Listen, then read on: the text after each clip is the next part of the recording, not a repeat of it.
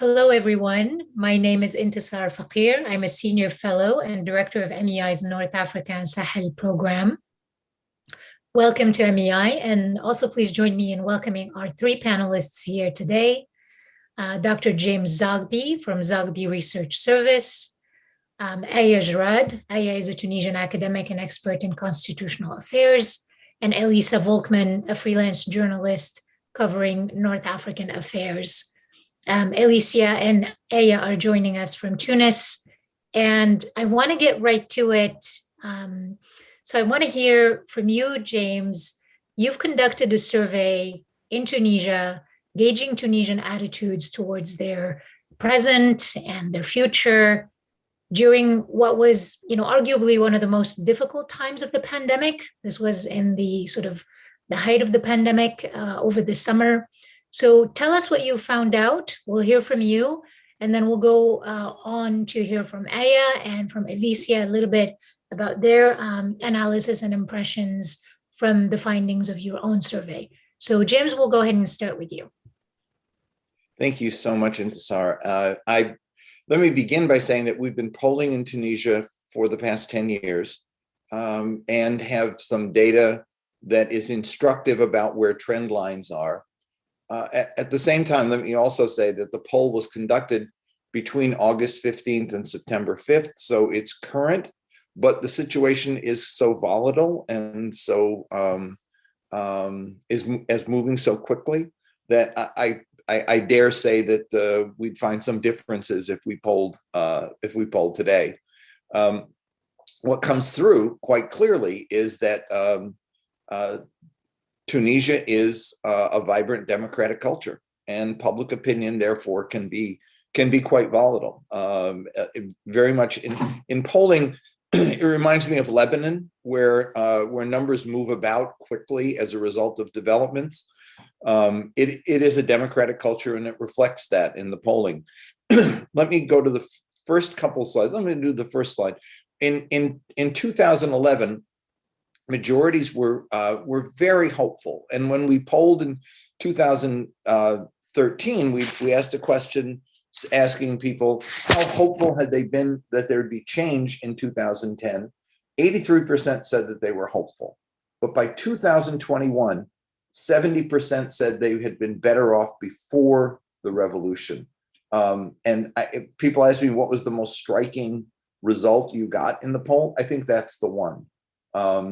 That in 10 years' time, you get that kind of shift, people wanting to go back to the pre-revolutionary period for when they felt their lives were better. That's really quite striking.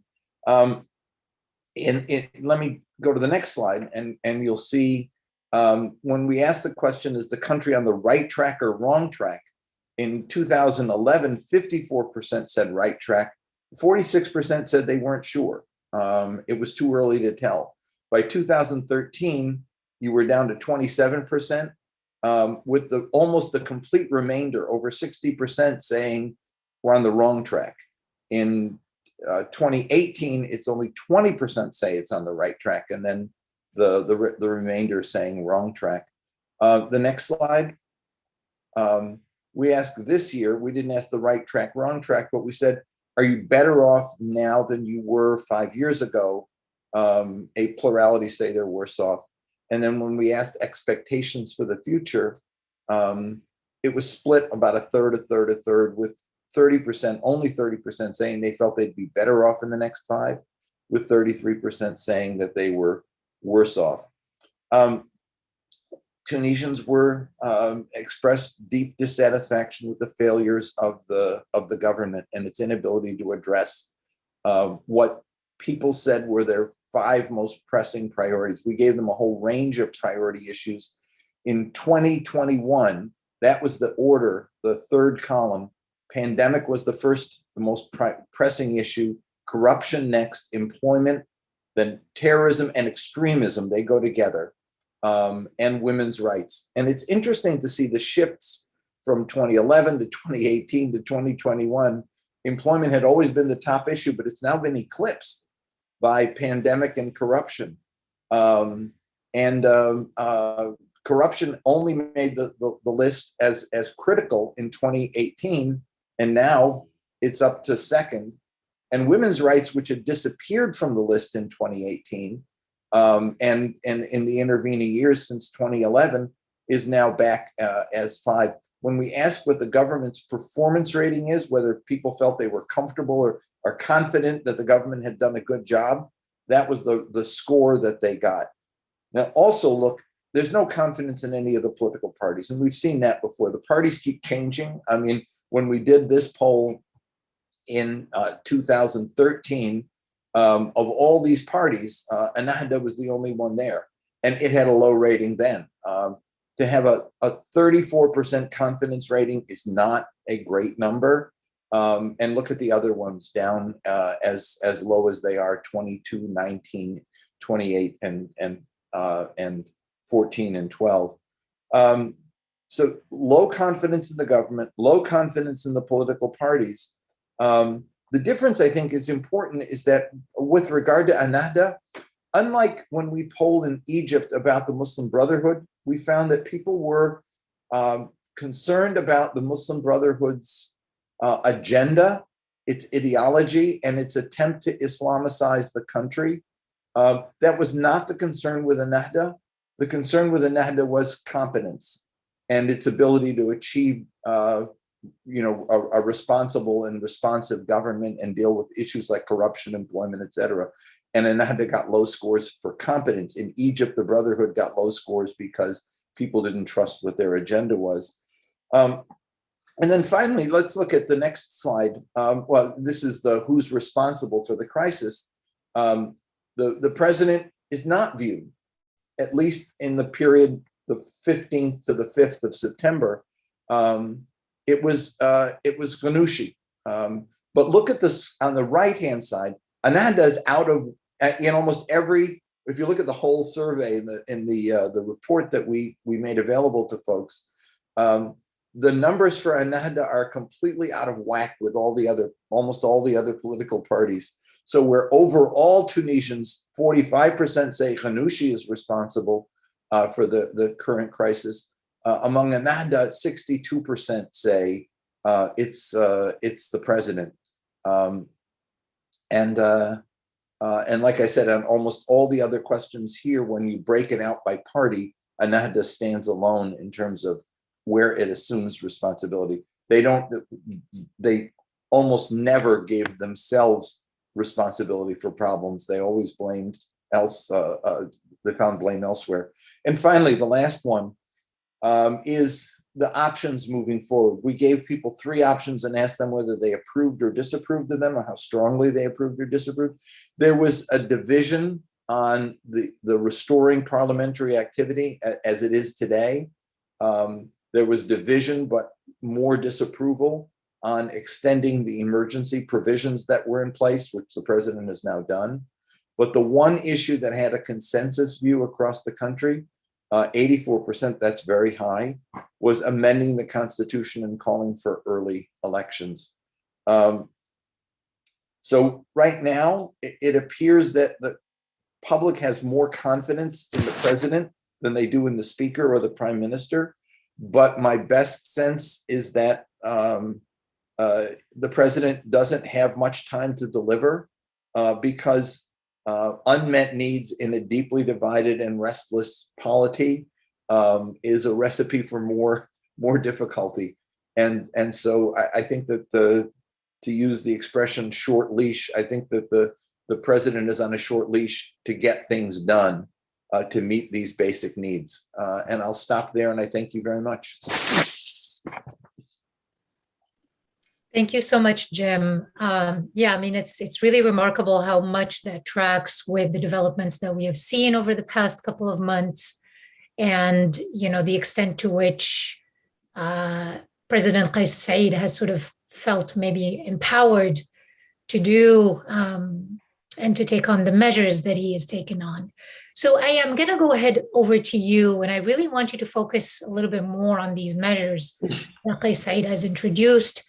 In July 25th, and then again, sort of how they've kind of expanded into something much more concrete.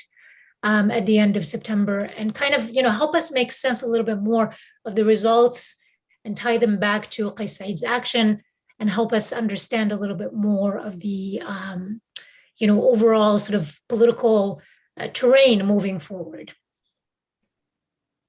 Okay, thank you, Intisar. Thank you, Professor Zogby. That was a very informative presentation. My internet is not very good, so I'm going ahead and cut off my camera so that I avoid cutting the whole connection. So I'll just cut off my camera. Yes, I think to start from the beginning, Professor Zogby comment on things on Tunisia are pretty much very volatile and changing so quickly. This poll and this survey has taken place before the 22nd of September, day which the presidential decree 117 has been issued with new measures, basically the provisional organizations of the power from the president. So why do I start with that? Because I think that's an important fact and an important date from which things have slightly changed. And those who were pro Qais Said before that shifted a bit into becoming against Qais Said, because they saw on that presidential decree the shifting into real authoritarian grasp of power and a really capture of the state by Qais Said. So these results are valid, but I think, and I predict that the camps has changed slightly since the 22nd because of the presidential decree.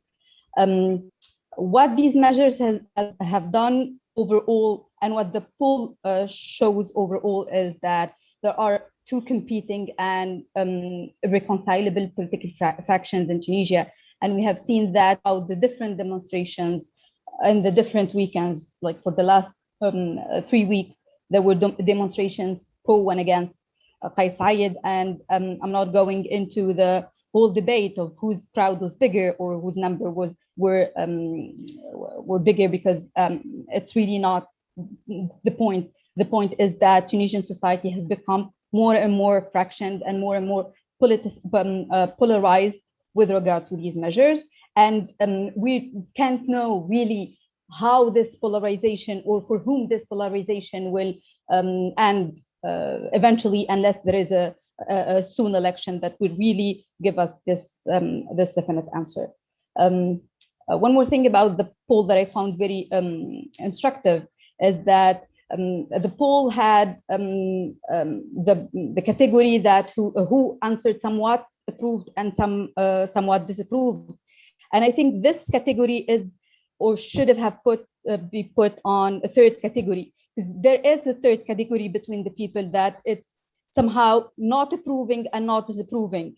In the middle, that category has not manifested itself in the streets yet, but those who don't really approve but don't really disapprove, and they're waiting for concrete measures or concrete steps that should have been taken or should be taken in the near future. And this category should be really thought of, because they are representative, even if they're not out there in the streets. Optimism is something that has fallen down with the streets. The results of the poll contradict with other national results. For instance, the Emerald Consulting poll have presented that optimism has risen. The thing is, it's very difficult to be optimist with no vision of your future, with no vision of the political or economic future, with no cabinet, with no clear roadmap, etc. Things such as the appointment of the new head of government could have shifted things as well. That's the whole point of staying too fast in Tunisia. Once there is a new measure, there is an immediate reaction from the people and from the elite as well, who react either approving or disapproving these measures. The point I really want to highlight, what could these results tell us about the future? As Professor Zogby has highlighted, as the poll highlighted, there is a little confidence in the political parties and the parliament. What could this tell us about the future of the country, if I might say? If we are to take in consideration what happened in the legislative and presidential elections of 2019, could we predict the higher absenteeism or a higher electoral absenteeism with those who have little confidence on the on politics and political parties per se? Or should we predict there will be a rise of independent and populist independent lists compared to 2019 again, who had, I think, around 4% of votes. If there is an immediate, soon enough elections, would those lists capitalize this little confidence, this trust gap, and really take the people into a new direction? This is what happened in the Italian case with the Movimento 5 Stelle and the Spanish case. These are examples that could happen in Tunisia in this context. I really would like to highlight the responsibility of those who were behind it on the poll. Qais Said was responsible, according to this poll, for the different prices in a very minor percentage compared to Rajid Ghannouchi for the general population who are not from Al-Nahda. Would that again impact voting intention if there is like a presidential election soon? Would that impact the election? It's a very I would say important, instructive thing to think about and to anticipate before those things happen. Actually, the Tunisian population are concerned about democracy. Again, this poll contradicts with the Emerald Consulting results, and it's really instructive when you see different results from different polls asking the question, but with a different terminology, and it tells you whether the question was about democratic institutions, democracy, or endangered freedom. So are Tunisian people really concerned about the endangered freedoms? Are they concerned about the institution, the democratic institution, or the democratic path, the participatory approach of Tunisian post the presidential decree of the 22nd of September? These are all really questions to be, I think, dived into and looked into for the next phase, to really to understand and to anticipate what's going to happen in the future. The takeaways is that this Tunisian society is very fragmented, very polarized, and being such a polarized society is not really is sensitive in a sense that it's beyond competition, it's beyond participation, it's beyond being there and making your voice heard. Is it actually being instrumentalized?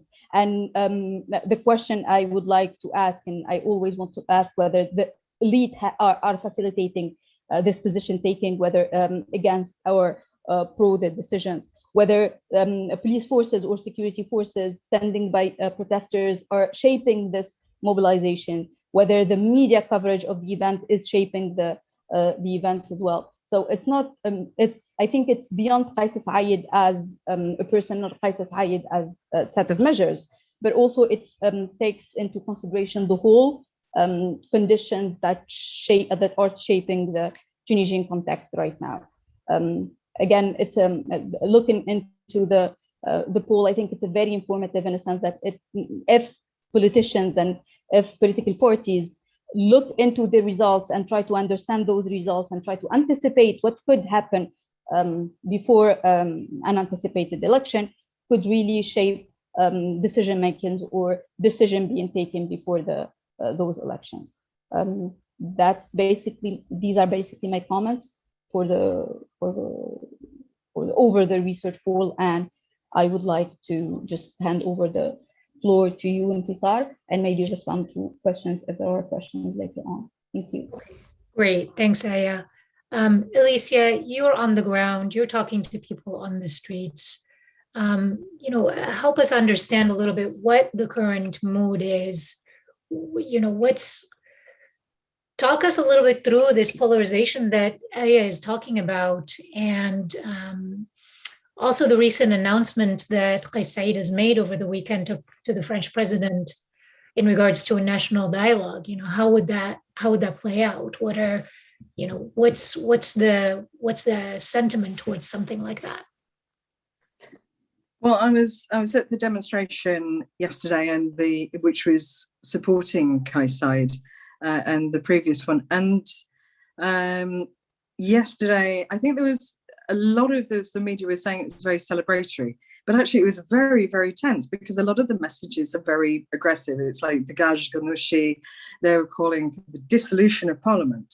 I mean, these are big demands, and it's rare that you see in a democracy that people, move and demand for a dissolution of parliament. And there's a lot of disconnects going on. There's a lot of disconnects between what Kayside actually says and what people are thinking. And a friend of mine was saying that we're sort of moved on from the era of leadership, and we're sort of in this era of followship. And it does seem to be that a lot of what Kayside says is sort of an echo looping back. What was interesting in terms of, this national dialogue, this is something that Ganushi and Nafta were calling for right at the beginning. And he in his rather signature sort of intransigence really, really pushed back against this. And there's this mantra of not negotiating with corrupt people. And then now we have this volte-face. I think, to be honest, that there is that he does have to play an international game, something that he's not done particularly well at all. What was interesting is that the announcement of the national dialogue appeared on the Elizia website, on the French government website, before the Tunisian website, which is it's a rather curious thing that Qatar didn't put that out at the same time. So there's which also brings to another point, which is about communication. It's certainly we as journalists are really, really struggling because we work very hard to set up lines of communication with the palace, with government.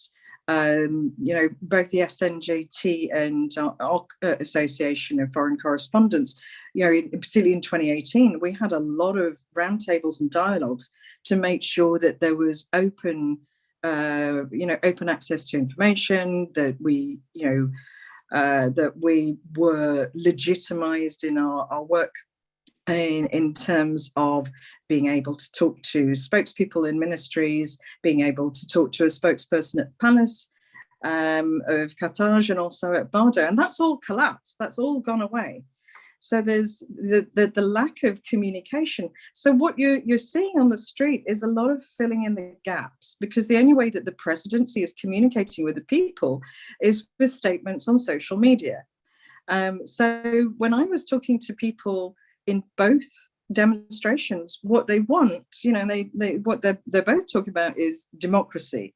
Whether they're talking about, the pro-parliamentary democratic sort of anti-coup group are very much they're calling for a return to parliamentary action, and they're even talking for the resignation of the president. On the other hand, the people who are demonstrating yesterday, they're very anti-Rashid Ghanouchi, as we saw in the poll. But they're talking for the dissolution of parliament, which reflects, what James was saying about a sort of a lack of trust of the current regime. But really, what they're talking about are the sort of historic grievances. People were just saying, "Oh, there are bad things going on in the country. I've lost my business." There's sort of a lot of it's a list of the personal experiences of the economy going wrong. Problems with the pandemic. It's a very, very personal issue. And it does raise a question, are people really generally pro-Kais? Are they just so desperate and angry that they want big change? They want life to get better. And, Kais sort of took this dramatic act and has put himself forward as some kind of saviour. But, there's not been any talk of a real programme. To be honest, a lot of the way he's been moving forward, it's very reactive.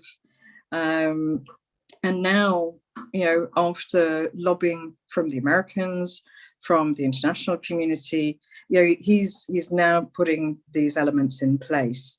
So prior to the announcement of the Prime Minister, he had a conversation with Angela Merkel. He spoke with General Stephen Townsend from AFRICOM, because certainly in terms of the military cooperation between Tunisia and America, if Tunisia is breaching human rights, unfortunately they're still putting people on trial in military courts. There's still, house arrests.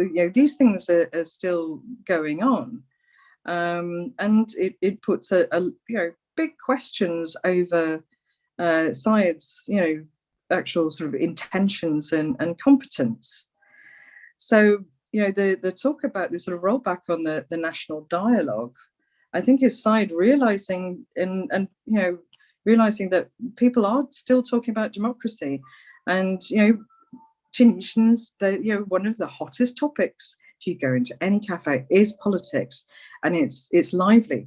But as Eya was saying, there's this middle ground, a third of the people, and a lot of them are youth, and they see the political class as the elders who've let them down, who are incompetent, who've betrayed them, that they don't see a horizon, they don't see a future. A lot of it, I think, is perception rather than actuality, because Tunisia's education system is still very good. But they are turning away from politics. And also, one of the things that's been very significant, a group that have been absent from these demonstrations, apart from the odd one or two, moved against Mashishi. They're just present at these protests. There's one or two who've spoken on Twitter that they were, but I'm not seeing the familiar faces. You're not seeing the queer community who were moving very boldly in January and February. They're not there, and it does beg the question, like, who's in this dialogue that's happening, is who's really talking.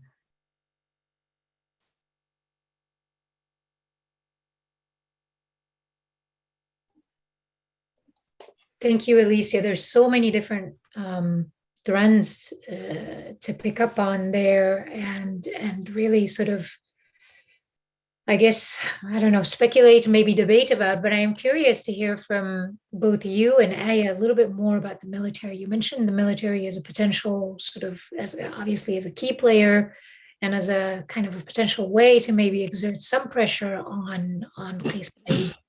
Do you have a sense of where the military sort of, actors, who the key actors are right now? Where do they stand? What's their role really in what Qais Said is doing? And, what kind of reassurances would they want to see for the future out of what's, what might unfold? Well, if I can jump in, because I think it's yet to be published, but I've been writing an article for Al Monitor about the American-Tunisian military collaboration. Now, the thing about the Tunisian military is they've really benefited from the 10 years of democracy. They have had massive amounts of investment. I mean, before, Bourguiba and Ben Ali really sidelined the military. So I was talking to a number of experts and watchers, and Radwan Masmoudi said that it was so bad that you're talking about in 2011 the army had equipment that dated back to the 50s and 60s, that it wasn't safe. You also had a power structure that favoured the social elites in the Sahel. Now, Marzouki changed this massively. He really democratized the army. But one of the big problems with the structure, and there's a lot to do with the Tunisian democratic and political structure that is fundamentally problematic, and it is the issue of who the commander-in-chief is, and the commander-in-chief is the president. So the big question is that, how happy is the military with doing what the president commands? And the thing is, the role of soldiers is to obey and execute commands, as their commander-in-chief or their leading officers are. So I think at the moment, quite simply, that they are following orders as they've been directed, and they are sort of caught in this position, whereas before they were sort of very much the defenders of the revolution. So they're symbolic in terms of this, but also that the leaders do have a certain amount of power, and there have been in the past rumours and rumblings that there have been sort of military types with Kais Saied before, but those haven't been fully established or proven. But the thing is, one thing that's very visible is that although the tanks have been moved from outside of Parliament, there's still armoured cars on the inside of the perimeter fence. And what's also iconic is at the top of Avenue Bourguiba, which is the central street. This is where the demonstrations happened. This is where the last and final battles of the revolution took place. That there are 3 massive armoured vehicles there beneath the statue of Ibn Khaldun, which is, this is symbolic and iconic. So at the head of Bourguiba, you have the army, and at the bottom of Bourguiba, Avenue Bourguiba, you have the Ministry of Interior, and you have the police controls. So in terms of symbolism, iconic symbolism, you have protesters, demonstrators sandwiched between the security services of the police and the army. So whether this is just symbolic and a coincidence, I don't know, but I don't think it is. I think it's very much an expression of power, saying this is where you lie.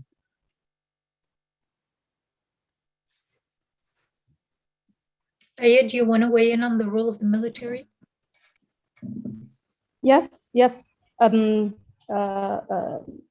military is one actor to which we should have a look before deciding on the next future of the country, because they do have a way. Except, as just Elisa said, it's Kais Saied who's the commander of the armed forces. Plus, the position of the chief of staff has been empty since Shid Ammar's resignation in 2013. So now it's now Kais Saied who embodied all the meanings of the unification or the unity of the army. But it's not just the army. The thing is, the army do have a role, but we do have other actors that should have a saying and do have a saying, including labor unions, including UGTT, who have a role in shaping the future. Beyond this, just one comment about the idea of a national dialogue or the position of the national dialogue. The thing is, this was mentioned in the Élysée communiqué over the phone call with Kais Saied. The same phone call, the same communique from Kais Saied presidency of Facebook page is different. The Kais Saied Facebook or the presidency Kais Saied, the presidency Facebook does not mention the national dialogue. There is absolutely no mention of the possibility of a national dialogue. This item was mentioned from the Élysée communique. Does that mean something? Is that really would be there really a dialogue? We really don't know, since there is no mentioning from Kais Saied or the presidency themselves. Just these were my 2 comments. It's a really important point, isn't it, Eya? I mean, there's the constant gaps and disconnects in communication, and this is one of the biggest problems. Absolutely, and yes. People are filling in the gaps. I mean, now we've got the French government filling in a gap. Absolutely. Which is really worrying. So let's talk a little bit more. Sorry, go ahead, Elizia. Well, I mean, one of the big things is that actually both sides. I mean, both sides. They want democracy, but how people want to shape that democracy and what they want it to be like. I think that's, this is, the thing that needs to be thrashed out. And it is difficult. I mean, I'm British, so I come from the land of the mother of all parliaments. And I'm telling you, it takes, from the signing of Magna Carta in 1250 to the election of the Labour Party in 1948. It's nearly 700 years towards genuine social democracy. I don't think Tunisia is going to take that long. Tunisia is ahead of the game in that sense. But if you're talking about other major shifts, like the deposing of dictators in Eastern Europe, the fall of the Berlin Wall, it does take a little bit longer for things even to settle down. And democracy can take, a lot of different forms and shapes. And it takes a few goes, so, the one thing that I have, a lot of faith in is that, like I said, there are, the civil society who are beginning to speak out now, are very strong, very vocal. And, even in the rougher neighborhoods of Sidi Yassine, people are saying, if Kais Saied turns out to be a dictator, we will just come and depose him again. We got rid of Ben Ali. So that there's that side that is very, very positive, and that the people are very kind of rambunctious. But what is concerning is this gap. And I think Saied leaves these gaps very deliberately so that people fill in the blanks. And so that he can loop back, and listen to the will of the people.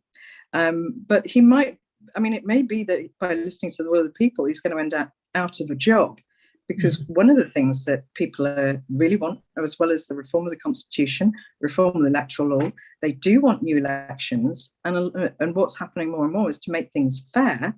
It shouldn't just be legislative elections. There needs to be a new presidential election as well. So, that's very positive, that's how people feel, but it's not what Kais Saied is actually saying. Another thing that I think was really, really concerning is that when he appointed the new Prime Minister, Najla Bourdan, normally you would expect a speech from a Prime Minister. And again, we get the same sort of kind of, like slideshow, like, oh, this is the president, meeting the new Prime Minister, and a little caption, and that's it. This is, this is not very statespersonally manner. They're not. Neither of them are charismatic, which I know is playing out with the whole populist narrative. But there are. I think at some point this, it's a little bit like Trump tweeting. They're doing it in a different way. But it's this, we're not going to talk to you, just look at our Facebook page and watch out for our tweets. It's, there's a, it's a distancing from the people that's really worrying, and kind of belies this idea that he's listening to the will of the people, because he's not really engaging. Right. Yeah.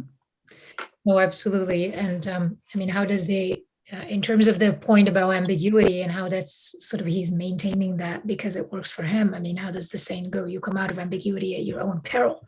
And so, the sort of the more room he can kind of leave there for himself, the more in his advantage in the long term. But I want to hear from you, Eya, a little bit more about your, you mentioned, sorry. I just want to come in for a second. Sure. I'll wait till after Eya. That's okay. Fine. I wanted to, kind of dive a little bit more into this question of support, his supporters, who's behind him, and, talk about any specific groups that, we might see. So far, there's been a lot of that support on social media. Is there a chance that we might see that kind of translate a little bit more into a political movement or a political party, something that we might see in an upcoming election, if there is an upcoming election? And then the other thing that I want to also hear back from you, Eya, on is the question of, the role of international actors. Elizia, you mentioned that he now kind of has to play an international game. And I want to hear a little bit more about what, sort of, who could be part of helping Tunisia shape this future. Okay. Should I go? Yeah, go. Okay. About support.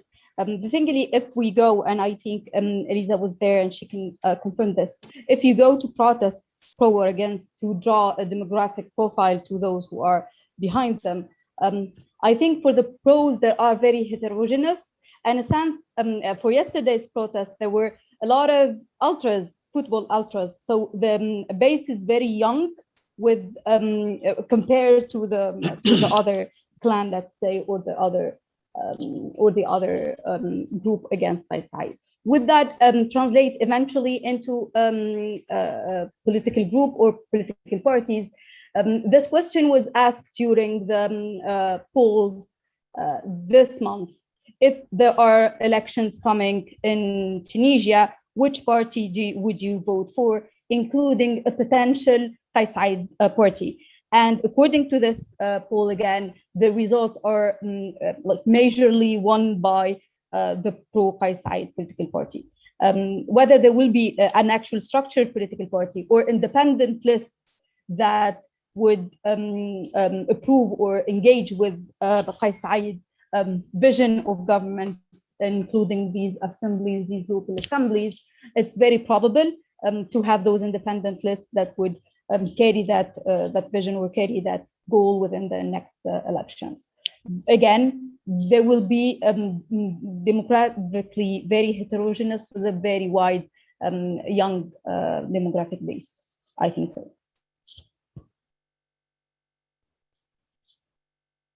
Eya, do you want to? Sorry, go ahead, Elizia, and then we'll come to you, James. Is that okay? Mm-hmm. When I've talked to the people who actually come out to demonstrate, I mean, one thing that was interesting is that whole families were showing up. I wouldn't say actually there was a particular bias to young people. Weirdly, a lot of the young people have been dragged along by their parents, and there were a lot of older men. There's certainly, I agree, there are a lot of football fans, a lot of the ultras, and the ultras, for people who don't know, the ultras sort of model themselves on European hooligans, so they're actually quite anarchist. They're very anti-system. They're not really left or right. They just, they don't really like, traditional politicians. A lot of, there are certainly like a lot of mums and daughters. It was, I would say it was a lot of, working class people, but also, kind of working middle class people. There, people from the professions. And one of the things, if we go back to the demonstration at Bardo on the 25th, again, I only met one, left-wing activist who showed up, and most of them were really, really middle class and not from deprived neighbourhoods at all. They were from the richer neighbourhoods like El Manza, working. I met so many people from the pharmaceutical industry.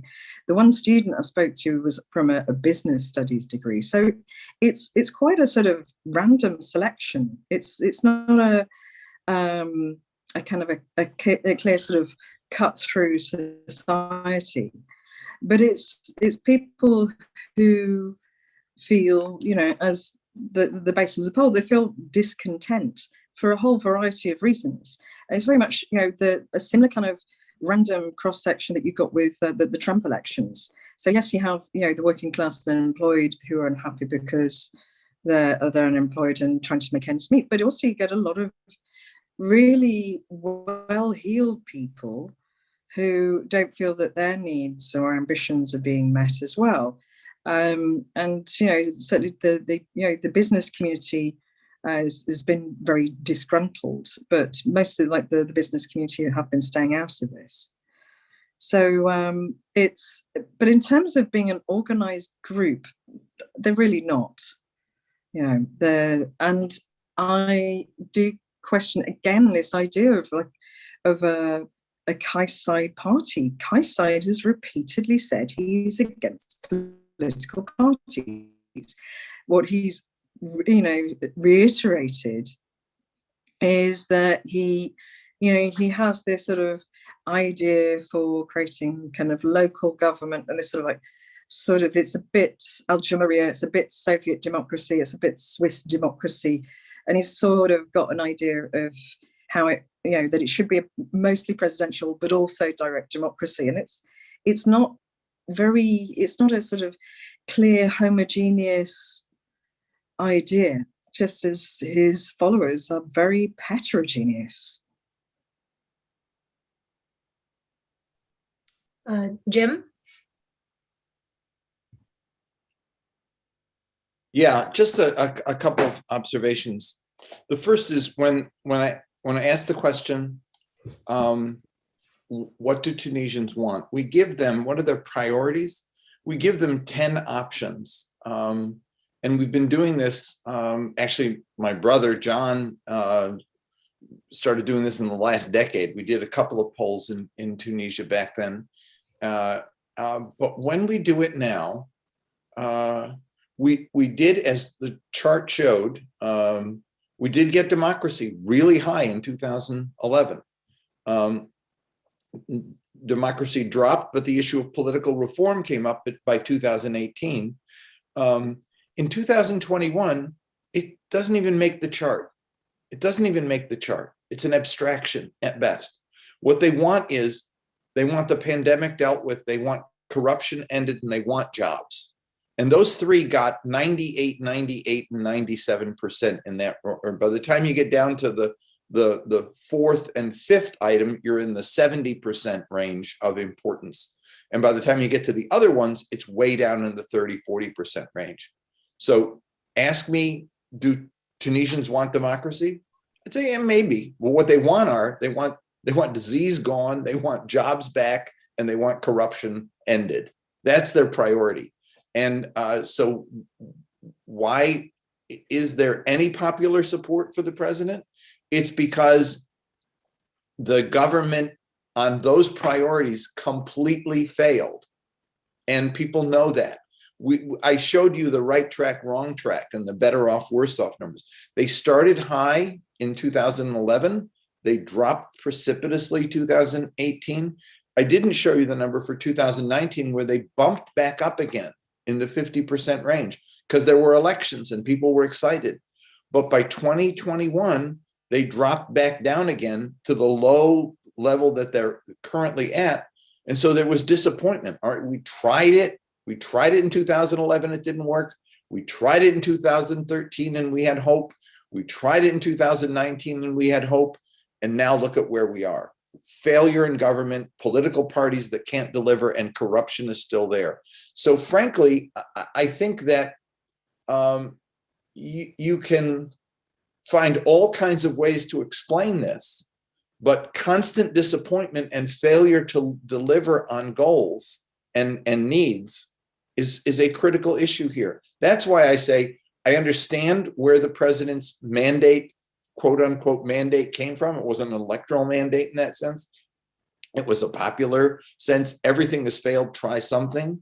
And at the same time, I see that there's a danger, and I think that the speakers comment on the danger of this is where authoritarianism comes from. But there's also, as I said, a short leash. I mean, it's you got to deliver at some point on meeting these issues, and that will be the critical test of whether this succeeds or not. Are there going to be more jobs? Is there going to be an end to corruption, and is that going to be dealt with? And will the pandemic, will they get a hold on the pandemic and begin to turn the situation around? With regard to the other countries issue that you asked, we asked about a number, in a poll, we asked about a number of countries. Only 2 countries had a net positive in terms of their positive contribution to Tunisia versus their negative contribution. And it might be surprising, but the top country was Algeria, which had more than a 4-to-1 positive rating. And the second was the United States, which had a 2.5-to-1 positive rating. France, equal, 36% positive contribution, 37% negative. Egypt, Saudi Arabia, Turkey, etc., negative, mostly in the negative range. So it was interesting to me that the US came out as high as it did, but even more interesting in some ways that Algeria came out so strongly. It was the top rated in terms of positive contribution. That's interesting. I mean, I wonder if that's tied to the COVAX vaccine delivery that had happened around the same time. That maybe, I wonder if that might be related to that. We have about 10 more minutes, and I see a couple of questions that are, very much along the lines of what we have been discussing, but I want to highlight a couple of them and get your thoughts on those. There's one question here that says, looking at the macro picture, how significant is the appointment of a first woman prime minister in Tunisia? And in terms of the national dialogue, what are the different perceptions of democracy that we kind of see right now competing in Tunisia? And then the other question is the focus on the capital's problems. Qais Said will face a big explosion from inside soon because he fired most of the governors and did not replace them. So, what do you think of this need, and what role will it play in the next decision that Qais Said plays? Will it face the same destiny like previous demands from the opposition? So let me get your thoughts on these two questions here, Eya and Elizia. And of course, Jim, if you want to weigh in as well.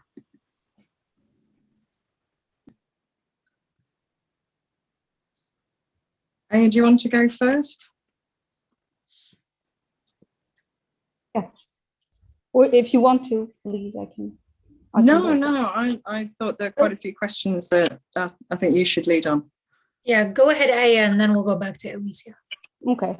On the appointment of a new head of government woman, even on this issue, the people were divided, or the street was divided on whether it was a simple coup, or was it really something that meant actually something.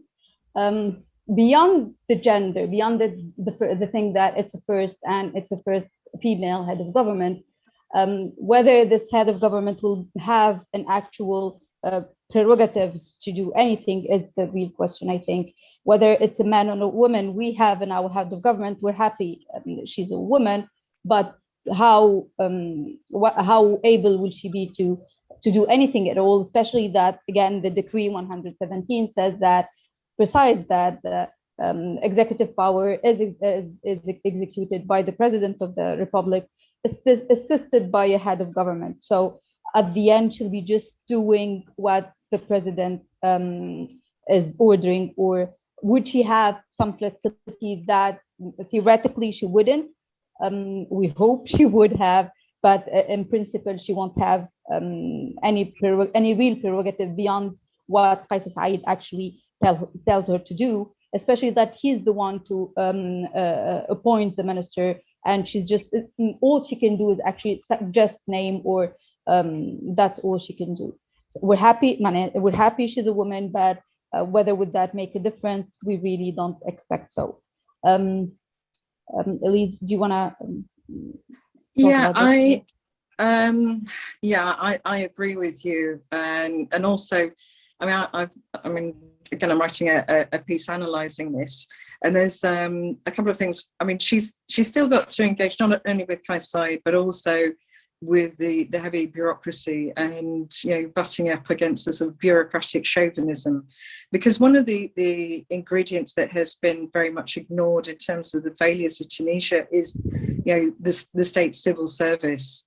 It's a civil service that hasn't been updated since the late 80s. It's there are too many people, too many layers of process, no computers or computer systems to speed things along, and trying to reinvent the wheel. From a sort of historic political feminist analysis, my concern is that, one, Tunisia historically likes to curry favour with international, the Western powers, by appearing to be, on the side of women, and to use this narrative, which, certainly, Tunisia has a very strong tradition of, you know, women's rights organizations, and, you know, one of the bravest opponents of the dictators were the Les Femmes Démocrates. My issue is that it looks to me like tokenism and a bit of a cheap political play. But it's also, if there's a really terrible job to do, give it to a woman, because if it goes well, then the man who appointed her, he's a great feminist and good for him. If it fails, it's like, well, it was a woman in charge after all, so of course it was going to fail. So I'm not, you know, I'm not really overwhelmed that he's appointed a woman. And, you know, I think she's got a hell of a tough time ahead of her. You know, but it is, and again, I think it's side reflecting what he's being called on to do, you know, and, you know, he's been urged by America, you know, with the visits from the congressman, to form a government, to create some kind of structure that creates stability, because one person cannot lead a country and manage a country on their own. It's far too complicated.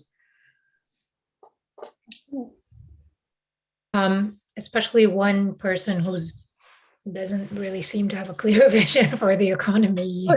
Well, at least no experience in even managing. He's not even managed a department in a university. Yeah. You know. Yeah. At least she has some management experience. Sure. Yeah. So let me just, one quick reminder about the question of local governors and appointing local governors. And then I have another question here that I want to highlight, which is the impact of divisions within Ennahda and the divisions among political parties and civil society organization on countering ISID. So Elizia, we can stay with you, and then Eya, we'll come back to you. Sure. Yeah. Yes, well, I think, yeah, the poor old governors, I think they've really suffered, because at the beginning, Kais Saied needed to be seen to do something. And this also links to I think there was a question about corruption. So the thing that's quite satisfying is, you know, I mean, he's like a, you know, the archetypal lone gunslinger. You know, if Tunisia is, you know, the archetypal Wild West, you know, he's the lone gunslinger, the kind of Clint Eastwood character, shooting down the bad guys. And there's a certain, you know, immediate sort of satisfaction from seeing a bunch of people fired. But the thing is that, you know, the governors were doing a job, and, you know, that's destabilized things. So that it sort of adds to the list of elections. So not only presidential elections and legislative elections, we probably need municipal elections. And that's a lot of elections to run. You know, elections are hard work. But yeah, I think there could well be an explosion from the interior, because they're the most marginalized. You know, life there is incredibly fragile. And I don't think it's, you know, for an overseas audience to really appreciate poverty, it's hard to imagine. I mean, I've interviewed people who live in one room with no flooring, whose kids end up having serious respiratory disorders because of the dust. You know, it's really, really tough.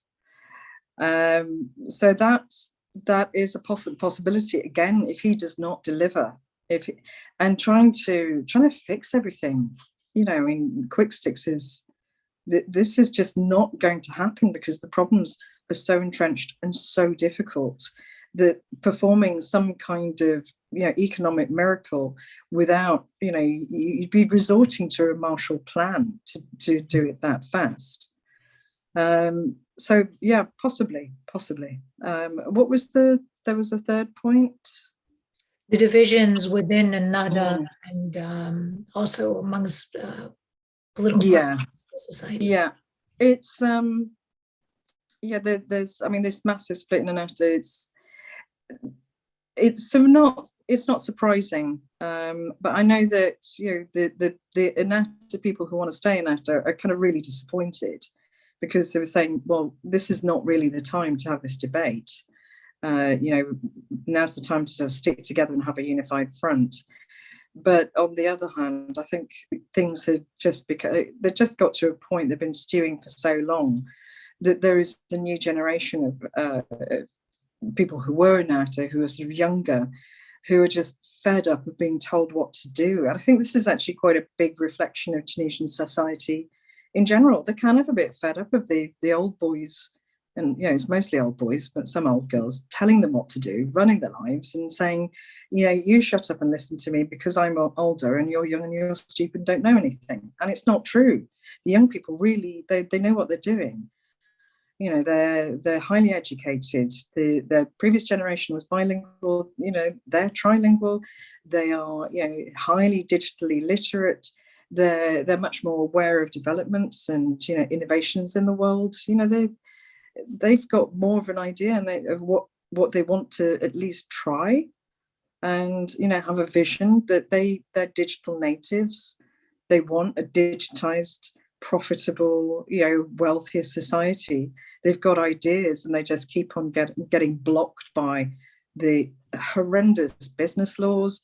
But a lot of the problems are in the statute books, the old laws that tell you what you can do. Whereas in business and more liberal economies, they're just red lines about what you can't do. The rest of it, get on and make money.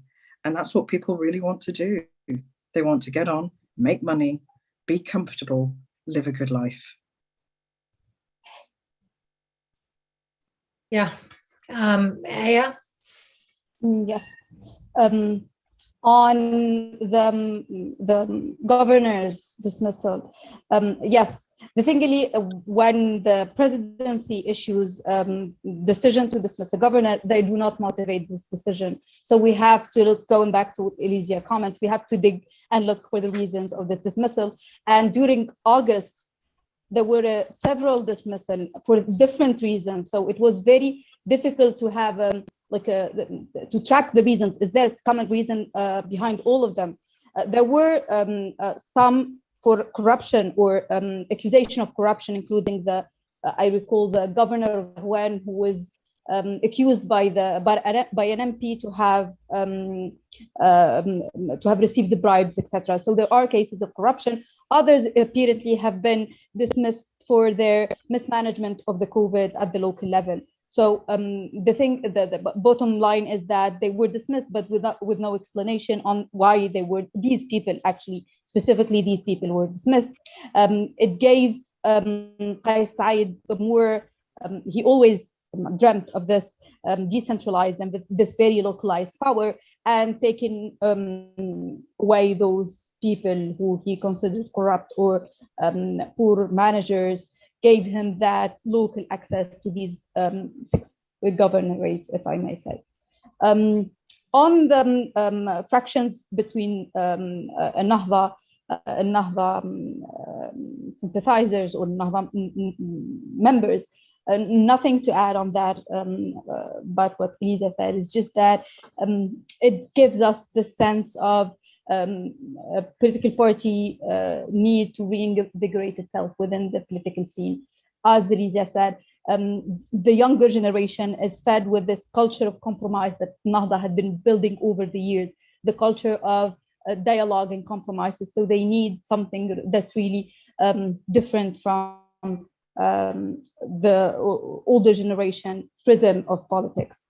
On the political dialogue, the thing during the last months, though the civil society who should be included in a political national dialogue are not really included. We are hearing a lot of positions, but we're not hearing from women unions, student unions, worker unions. We're not hearing from judges unions about the issue. We're not hearing about the lawyers, UTK, the UGTT, all these parties that should be included in the process of national dialogue. We're not hearing from them. They should be included on the national dialogue. Would they be? It's a really big question mark, but these are the parties. We have a real strong and vibrant civil society. It's a very representative and a very heterogeneous civil society that should be included in the national dialogue if they decide to go into a national dialogue before driving or before writing up the new electoral law and the new proposition of the revision of the constitution. Thanks, Eya and Elizia. I'm going to go over to you, Jim, with any comments on this and any closing thoughts, because we are a little bit over our allotted time.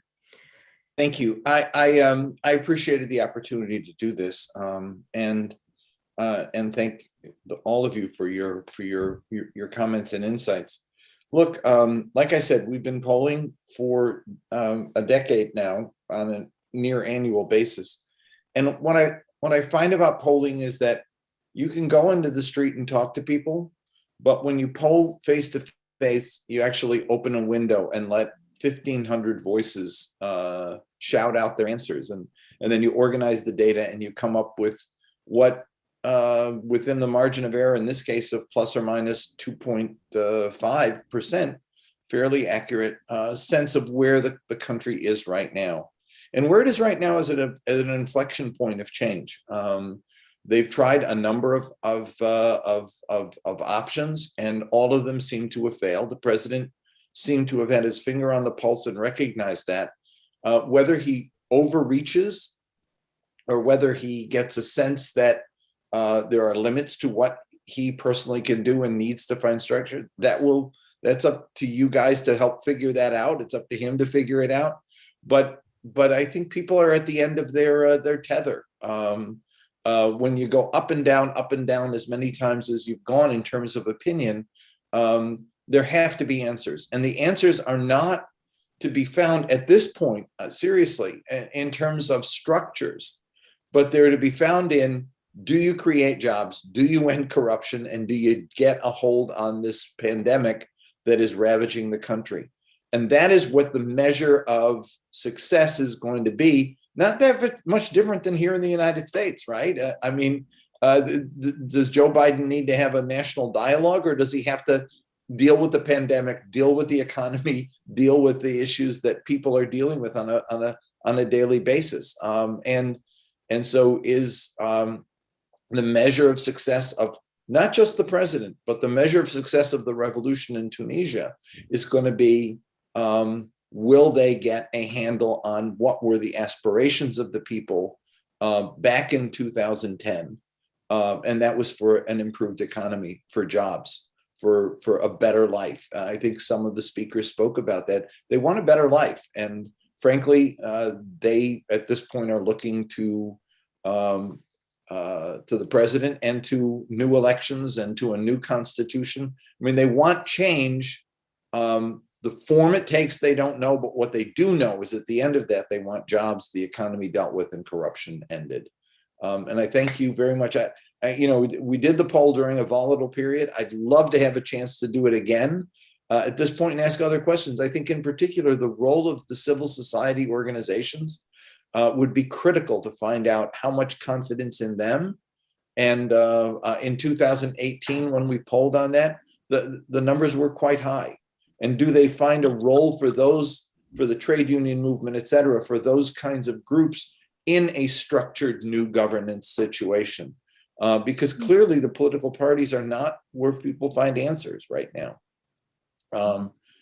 So I think it would be great to wait a couple months and do another one and see where we are. But thank you again very much for the opportunity and for the conversation. I enjoyed it very much. Thanks. Thank you very much, Jim. Thank you, Eya and Elizia. Oh, let me just say that people can find the poll on, I guess, on your website, but also on Zogby Research Services. And I encourage them to log on and see what we've done, what other work we've done in the area. Thanks. Absolutely. Bye. So please do that. Take a look at the poll. Also take a look at our website for other coverage on Tunisia from our non-resident fellows. And thank you so much for joining us. Thank you, everyone. Thank you.